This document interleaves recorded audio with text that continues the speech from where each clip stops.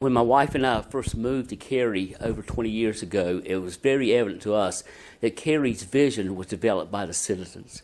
And they had very, very able citizens that worked very hard to work towards that vision. They had a town council that helped. And it was just a unified community.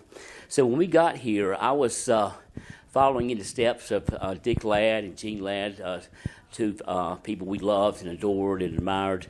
And he let me know that, giving back to the community was going to be very important. And they held our hand through this process, and we met the Ashworths.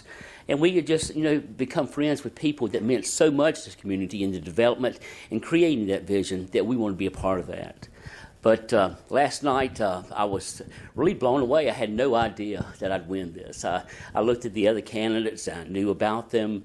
I knew that they'd done so much for the community. So I said on the way over, I don't have to work on a speech. I'm not going to win this thing. But get there, and it came closer and closer to them honoring me that I started saying, wait just a minute, what if I have to make a speech?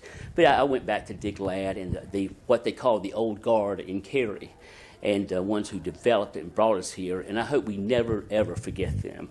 And most times when I am a speaker, I always mention them, because I don't want, as some people say, well, the old guard needs to go away. I said, no, they never need to go away. They should always be brought to the forefront of what they've done. Coca Booth, Ernie McAllister, and of course, Mayor Weinbrecht has done such a great job in pushing us forward towards that vision.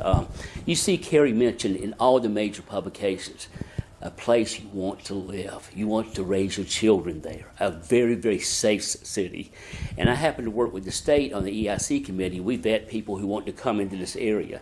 And Cary in this area is always mentioned. But the award last night meant so much to me, and it's coming from a family that we had modest means, but we always found a way to give back and share with others. And through Dick Ladd, Gene, Daphne Ashworth, who was one of the kindest people you'd ever meet in your life, and we miss her dearly, that sweet little smile and all. And she was always so encouraging. I mean, she'd come by the store. And the other night I was going through some of Beth was saying, we need to clean out some stuff, so I go in there, start cleaning, and I found a letter that she had sent me years ago after we moved here. And I told Beth, I said, upon my passing, I want to make sure that goes with me. And still get choked up talking about her, but I love her so much. But we've had so much support in this community. We really have. And without the community support and the leaders that brought us to here, we couldn't have done it without them.